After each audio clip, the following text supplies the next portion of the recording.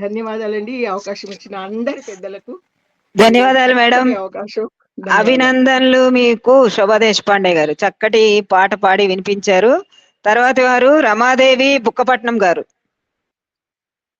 రమాదేవి గారు మేడం పాడండి పాడండి మేడం. చదవండి. గౌరవ పెద్దలందరికీ నా నమస్కారములు. నా పేరు రమాదేవి బుక్కపట్నం. ఈరోజు అమ్మవారికి ప్రతిరూపమైన స్త్రీ గురించి నేను కవిత చదువుతున్నాను. నా కవితా శీర్షిక మహోన్నత శిఖరం తానే. భూమాత నుదుటి బొట్టై పుడమి తల్లి పాపిట సింధూరమై ధరణిజతో పోటీ పడే సహనశీలి అయి అనంత సహన సౌశీల్యాల కాలవాలమై భువిలో వెలసిన దేవత స్త్రీ. తల ఎత్తి ఆకాశం వైపు చూడాలి ఆమె గొప్పతనం తెలుసుకోవాలంటే. తల క్రిందల తపస్సు చేయాలి ఆమె పక్కన నిలబడాలంటే. ఇంటికి దీపం ఇల్లాలు తానే, పెన్మిటితో సమానంగా సంసార రథం నడిపే ఇరుసు తానే. సంతానాభివృద్ధిలో సగం పాలు తనదే, సకల వేళలో తోడు నీడ తానే. కాసింత గౌరవం మరి కాస్త అభిమానం తన వారి నుండి కోరే గౌరవ ఇల్లాలు తానే. కోరింది దొరికినా దొరకకపోయినా మహోన్నత శిఖరమే ఆమె ఔన్నత్యం. అప్పటికైనా ఇప్పటికైనా ఇక ముందు ఎప్పటికైనా. ధన్యవాదములు మేడం, నాకు ఈ అవకాశం ఇచ్చిన రాజేంద్ర ప్రసాద్ సార్కి, రాధాకృష్ణ మేడంకి. చక్కటి కవిత క్లుప్త సుందరంగా చదివి వినిపించారు. అద్భుతమైన కవిత. పదబంధాలు బాగున్నాయి. ఒక స్త్రీమూర్తిని వర్ణిస్తూ చక్కగా చదివి వినిపించారు. అభినందనలు మేడం. తర్వాత లలిత చండీ గారు ఉన్నారండి? లలిత గారు ఉన్నానండి. చదవండి మేడం, చదవండి. ముందుగా నేను కూడా ఒక చిన్న సభకు నమస్కారం. ముందుగా సరస్వతి స్తుతి చేసి ఒక కవిత చదువుతానండి. అలాగే. కుందేందు తుషార హార ధవళయా శుభ్ర వస్త్రాన్విత యా వీణా వరదండ మండితకర యా శ్వేత పద్మాసనా యా బ్రహ్మాచ్యుత శంకర ప్రౌఢి దేవయై సదా పూజితా సా మాం పాతు సరస్వతీ భగవతి నిశేషజాడ్యపః.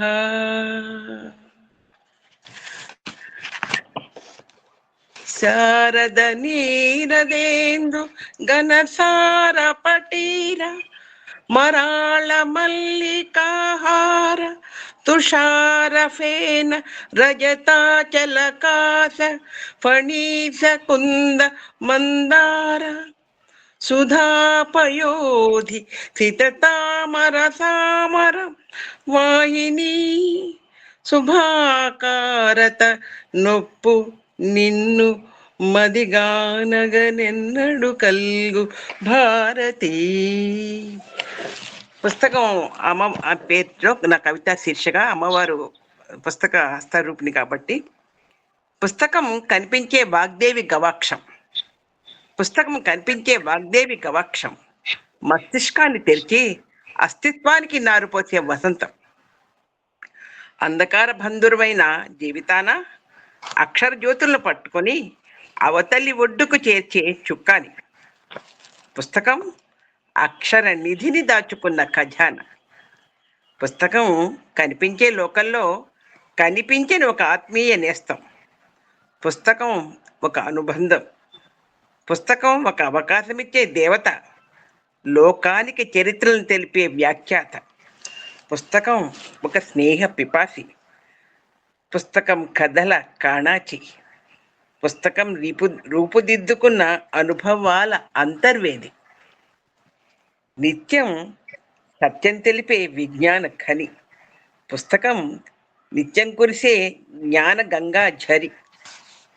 పుస్తకాలు ఎన్నెన్నో కాలంలో నిలుస్తూ మార్పులకు తడుస్తూ నేడు దర్శనమిచ్చే అంతర్జాల సుందర రూపంతో కనిపించక కనువిందు చేస్తోంది. ఎదురించి నిలిచి కడకు కరవాణి హస్తగతమయ్యింది పుస్తకం. ధన్యవాదాలండి నాకు ఈ అవకాశం ఇచ్చినందుకు.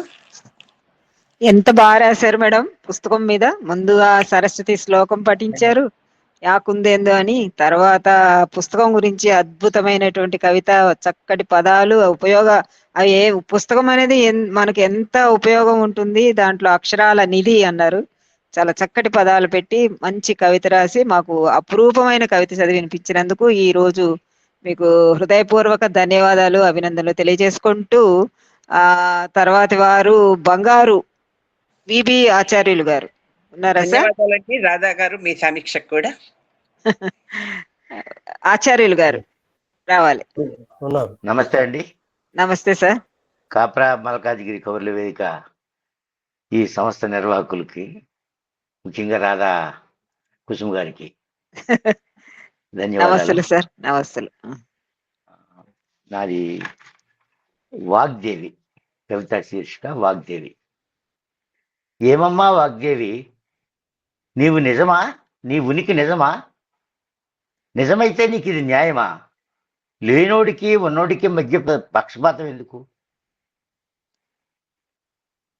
చదువుల తల్లివని, సంగీత భాండాగారమని అంతా నిన్ను కొలుస్తారే, అందరికీ అందాల్సిన నీ కరుణ కొందరికే పరిమితమా?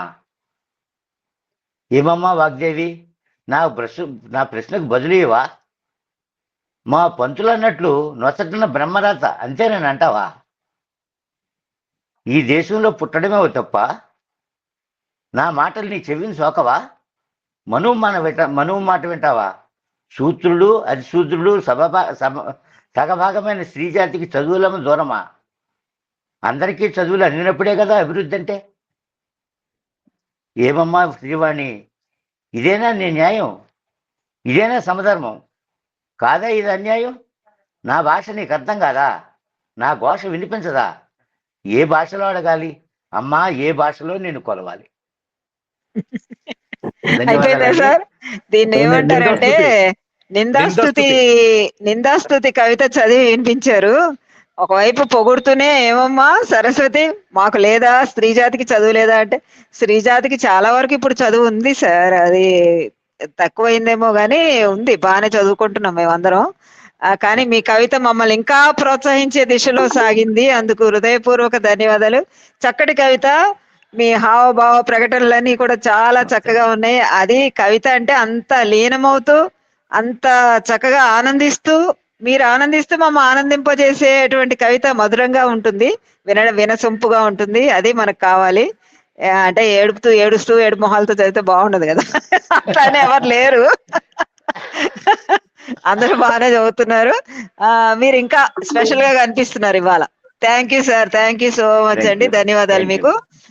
తర్వాత ఆచార్య అయ్యల సోమయాజులు గారు ఎక్కడున్నారండి? హైదరాబాద్ ఉన్నారా, వైజాగ్ లో ఉన్నారా? చెప్పండి తొందరగా. ఇప్పుడు హైదరాబాద్ లో ఉన్నా. అదే ఉంటే అటు లేకపోతే ఇటు చెప్పండి, కవి చదవండి. ఈ రోజు భానువాసర సంయుక్తంతో కూడిన వసంత పంచమి. నేను ఇప్పుడు ఉపవాస దీక్షలో ఉంటూ చప్పిడు అనమాట, ఆదిత్యుడు. ఆ రోజు భాస్కరాదిత్యేది కదా. చదవండి. ముందు ఆది శంకరాచార్యుడు చక్కటి సరస్వతి శ్లోకంతో మొదలుపెట్టి చిన్న కవిత నాది మాత్రం, తర్వాత కవిత చదువుతా. సవిత్రీభిః వాచాం శశిమణిశిలాభంగిరుచిభిః వసిన్యాజ్యాభిః త్వాం సహజనని సంచింతయతి యా సకర్తా కావ్యానాం భవతి మహతాం భంగి సుభగైః వచోభిః వాగ్దేవి వదన కమల ఆమోద మధురైః. నా సాహితీ కుటుంబ సభ్యులందరికీ వసంత పంచమి శుభాకాంక్షలు. ఆది శంకరాచార్యులు విరచితమైంది, మిగతా అందరికీ తెలిసిన శ్లోకం ఇది, మొట్టమొదటి శ్లోకం. తర్వాత నా కవితా శీర్షిక జ్ఞానప్రదాయానికి నా అక్షరాంజలు. యుక్తాయుక్త విచక్షణను ప్రసాదించి మంచి చెడులను తెలియజేసి చదువుతో పాటు సంస్కారాన్ని ఇచ్చి పరమాత్మని ఆనతితో పొడమిపైకి పుట్టిన జీవులన్నింటిలోనూ ఉత్తమమైన మానవ జన్మను సార్థకత చేయు వీణా పుస్తకధారిని విరించి ధర్మపత్నివై జ్ఞానాన్ని ప్రసాదించే సరస్వతీ మాత మాఘమాస పంచమి నాడు వసంత ఆగమమును సూచిక అయిన వసంత పంచమి పర్వదినాన శరబిందు సమాకారే పరబ్రహ్మ స్వరూపిణి వాసరా పీఠ నిలయే సరస్వతి నమోస్తుతే అని నిన్ను శ్రద్ధాభక్తులతో పూజింప చదువుల నొసగి మానవ జన్మకు సార్థకతనిచ్చు జ్ఞానప్రదాయిని నీకివే నా అక్షరాంజలి.